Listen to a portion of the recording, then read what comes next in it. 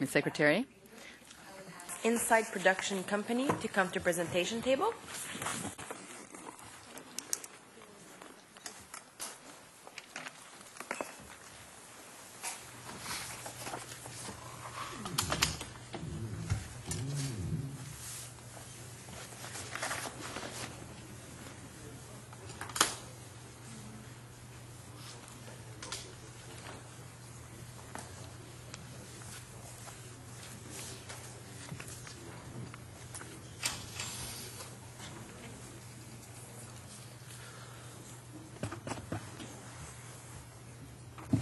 So welcome.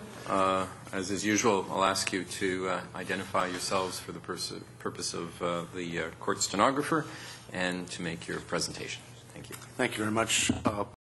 Mr. Chair and Commissioners, my name is John Brunton. By the way, this is my assistant, Allison Burke. She produces me. I'm the Chairman, CEO, and Executive Producer and controlling owner of Insight Productions. I'm also the Chairman of Insight Sports, a company that has investments in the NHL network and co-owns and operates the World Fishing Network. I've chosen to come here today to support BCE's acquisition of Astral Media. As a Canadian producer, I feel our domestic media landscape needs to be big and strong in order to compete on the world stage. I believe the Canadian broadcasters are going to be facing intense competition in the future, particularly from the United States. Services like Netflix, Apple TV, YouTube, Google, Facebook, the list goes on, are just a tip of the iceberg of what we're going to face in the next few years. I truly believe our American counterparts will continue to find ways of dealing directly with Canadian consumers, which will eliminate Canadian companies in the process. The bigger and stronger our media companies are, the more likely our production community will thrive and prosper, in my opinion. I think a revolution will begin where Canadian content will become more and more important to the future of Canadian broadcasters. My company lives and dies by ratings. In recent years, shows like Canadian Idol, the Juno Awards, the Russell Peters Christmas have been amongst Canada's highest rated productions. In my 32 years in the industry, I've produced, as of today, 1,201 hours of programming with CTV and their associated specialty channels. When BCE acquired CTV in 2000, Insight had already established a great relationship with the network going back to 1979. And with BCE's takeover of CTV came more shows for our company and bigger shows for our company, both in the main network and also on their specialty channels. BCE promotes creativity and innovation. That's been our experience, and is committed to making our Canadian productions succeed on an international level. And an example of the success is Canadian Idol, which was recognized internationally as one of the best idol formats from over 24 produced around the world. It was also Canada's highest rated television show in recent memory, maybe ever. Insight is also incredibly proud of having the opportunity each year to take the Juno Awards from coast to coast under CT's watch, bringing the music directly to the fans. In 2002, CTV took over the Juno Awards, which was largely funded at the time by the Bell Fund, which of course was established when Bell first got involved with CTV. The Bell Fund allowed us to travel the Junos to communities like St. John's, Ottawa, Winnipeg, Regina, and many, many more, supporting the show and celebrating the diverse musical culture we have to offer from coast to coast. Take, for example, the 40th anniversary of the Junos. Virtually every one of Bell's cable channels, radio stations, digital platforms drove viewers to the broadcast. Unbelievably, the 40th anniversary of the Junos was the highest rated in the history of the program. And CTV and Bell's commitment to the Junos, developing innovative digital opportunities, tailor-making programming, leading up to the broadcast of that show, promoting the hell of it on a variety of its channels and platforms, had just an enormous effect not only on the ratings of our program, but of course on the music industry itself. Our music industry is one of our most valuable cultural assets, and I really have to say that when CTV and Bell got involved in the program, a program that was spiked in Toronto and didn't reach out to its fan base. It changed dramatically, and to think, in a 500-channel universe now, that we could have the highest ratings we've ever had 40 years after that show began, I think is a real tribute to what they've brought to the program and to the Canadian music industry. Canadian music is part of our DNA, and so I just have an enormous amount of respect to the contribution they've made to that program. In our 500-channel universe, social networking, gaming, the endless digital landscape, the Junos broke through. And without the commitment from those executives to unleash the power of their assets, we couldn't have achieved such an enormous audience. They continue to do that to this day.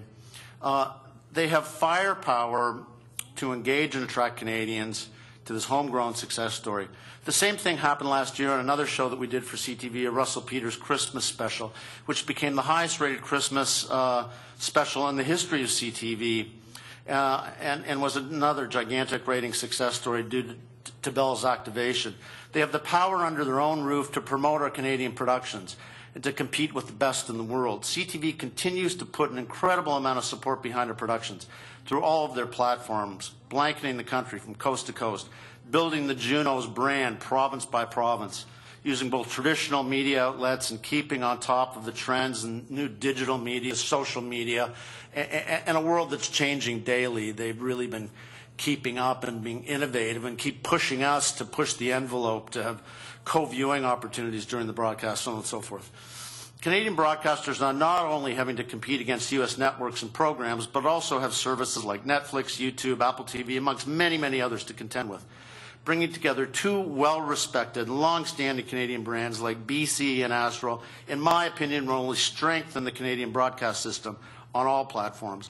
We need to have strong media companies in our own industry that are Canadian, so we are not overrun by U.S. programs that jeopardize the content we provide for our Canadian audiences. We need to strengthen our own industry from within, in my opinion. In a world where digital media has changed the landscape in which viewers consume content, producers will have greater potential to extend the audience reach across all BCE and Astral assets. Bell Media and CTV have proven to be exceptional partners over the course of our company's history, and we can attest to the fact that they are a media company that supports independent producers. Bigger and stronger is better, in my opinion, or the tidal wave of American culture that washes over our borders will make it increasingly difficult for Canadian productions to break through and compete. When Bell unleashes the power of its assets, it can produce extraordinary results for Canadian producers. The borderless nature of the digital world is both an opportunity for producers in Canada and Canadian content, and also a threat. The stronger and more powerful Canadian media companies become, the better our chances will be to compete on the world stage and celebrate our unique identity. BCE has always been proud of their ability to reach all corners of the country to showcase Canada's diverse cultures. And how about the Vancouver Olympics? Has there ever been an event in Canada promoted in so many voices, on so many platforms, to so many Canadians? Its positive impact, in my opinion, will be felt for many, many decades to come. I support Bell's acquisition of Astral Media. Thank you very much, Mr. Chair, Commissioners, for this opportunity to speak on behalf of these two companies today. Thank you very much, Mr. Brunton. You represent well the many interveners that have supported this transaction through written interventions. The Commission's practice is, of course, to focus the oral phase of the hearing on those that oppose or conditionally support the application. So it's important for us to as well hear your perspective. Thank you. Commissioner Menzies, I believe, will have some questions for you. Sure, thanks. Thank you, Mr. Brunton. It's kind of nice to be able to finish with a touch of creative flair, I guess, at the end of the things. I'm curious, you seem to have an admirable track record at making TV that people watch. Yes. Which is interesting. And in terms of your comments regarding scale and size and how to compete, what distinguishes CTV from some of the other companies you work with that makes it capable of doing what you described it could do, as carrying Canada's flag in terms of the creation of broadcasting content? I think that, my experience has been, if we're going to do something, let's do it well. I think they recognize that Canadian audiences judge us against the world, and particularly American programming. And the last thing we could do is produce a show like Canadian Idol and have it be the poor cousin to the American show. We knew from the get-go that Canadians, when it comes to Canadian music, think that we can compete internationally. You got to pick carefully, but unless you then really pound the pavement to get the word out, we're just, all of the magazines, all of the media, and all the magazine shows in the United States, and the dearth of material from Perez Hilton to you name it, we compete against in this country. And I think that, in my experience, CTV and its affiliated channels and the people who run those channels really understand that. And when you take all the assets of a company that has so many different diverse assets, as a company like Bell does, and you get them all rowing in the same direction, if you can get them all rowing in the same direction, all coordinated, not being siloed, but actually sitting around the table together. And we do that, for example, on a show like the Junos, where we'll have stakeholder meetings, and it'll include everybody across the landscape of the company.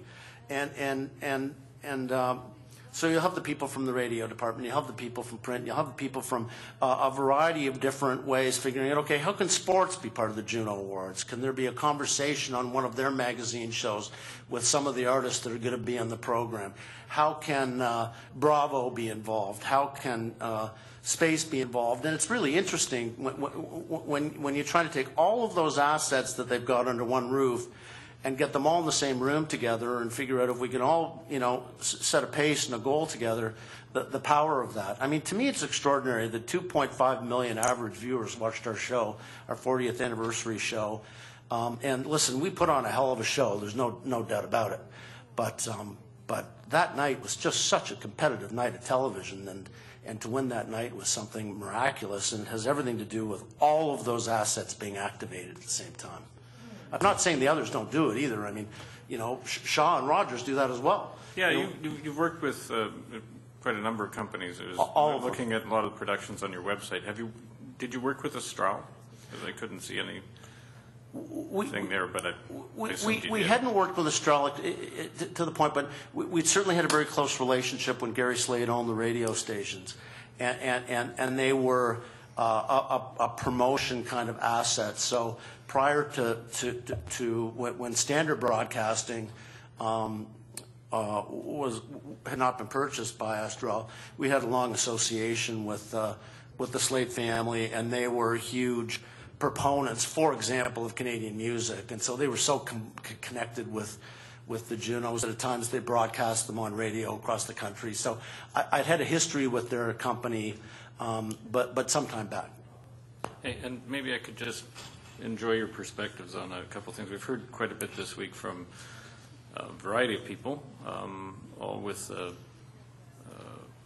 passionate about worthy causes regarding how there should be investment in what's known in our terms as programs of national interest, yes, which tends to include drama. We've heard from documentary people.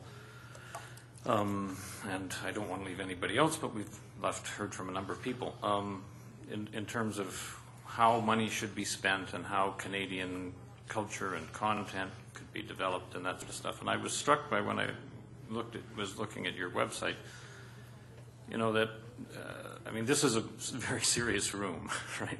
Yes. But television for most people is where they just want to have fun. That's correct. Right? So you've got a lot of programs there, like, and some of them, Top Chef Canada, Canada's Got Talent, you did Canadian Idol in the past, Big Brother Canada, that sort of stuff. A lot of this seems to be sort of international generic programming that people anywhere in the world like. And I'm not saying that critically, because putting on TV that people like to watch is probably a very good thing. Well, it's also very difficult, and those formats, if you don't adjust them to your own culture, will be a disaster.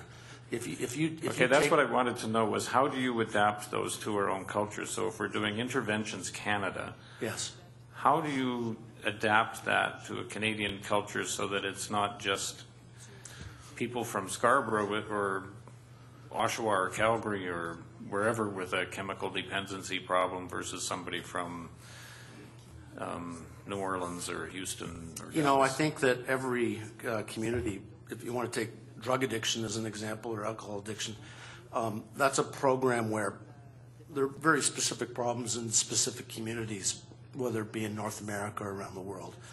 And Oxycontin, for example, is a drug that had a particular flavor and personality in Ontario, and the same thing couldn't be said of North Dakota or South Dakota. Crystal meth is something that is a drug that's very popular in the Pacific Northwest and in the central part of America, not so much an issue in Toronto or Montreal. Every community, you know, the character that causes a person to create an alcohol or a drug addiction is universal. But it's also specific to where you grow up and what your own personal experiences were, how you were raised, the DNA of your mother and father. So I think that, you know, is there a difference? I think there's a difference between anybody who has an alcohol or drug dependency, regardless of where you come from, whether you come from New Orleans or Oshawa or London, England. And it's those personal specific stories that are unique. You know, and Canadian Idol is an interesting story in that we adjusted that program to suit Canada. We've got a long history of singer-songwriters, the Neil Youngs and Joni Mitchells and Sarah McLachlan's, and so we became the first idol that allowed people to audition with instruments, and prior to that it had been strictly a singing competition, and we made certain adjustments. The same thing is true about our cuisine. Now we create our own formats that we export outside of Canada. Battle of the Blades is a show that we do, and it's like figure skaters and hockey players. There's nothing more Canadian than that. And that's a show that we export. But everyone, you know, if you look at Flipper Pie in St. John's, or you know, Haida recipes to cook salmon on the BC coast, you know, if you do a show about Canadian cuisine, it's ultimately going to have Canadian DNA all over it.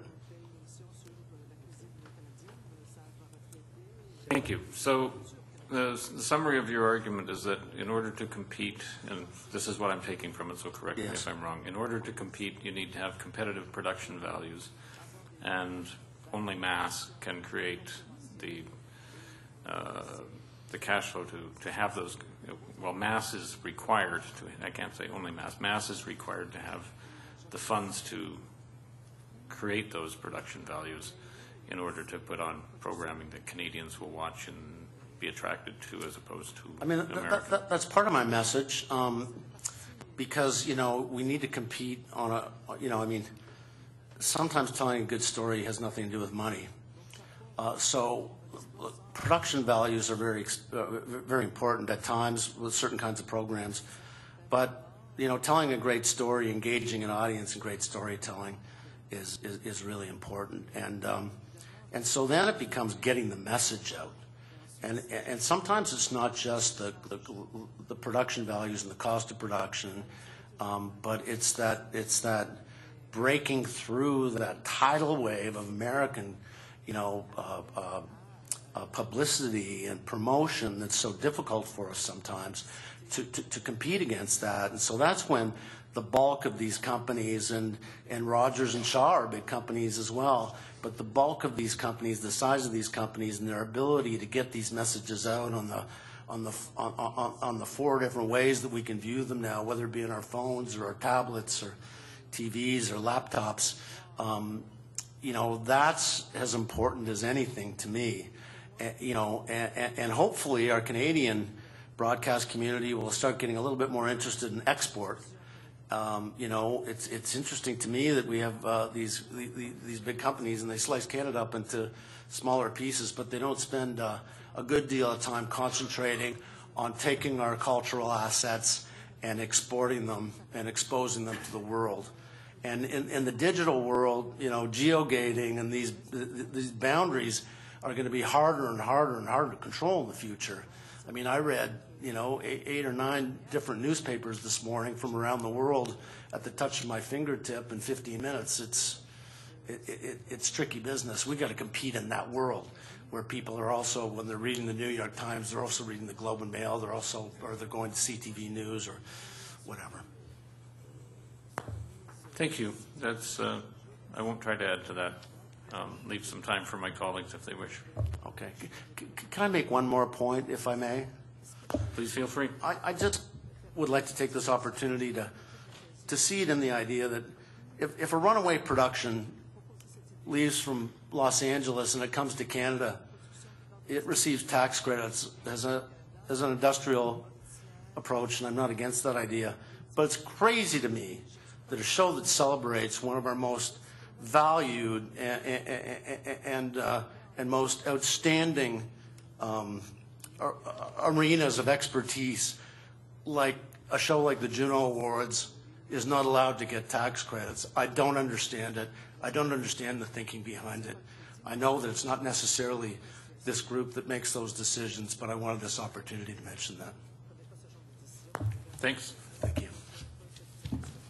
Thank you for the opportunity. That used to be my responsibility. No longer is.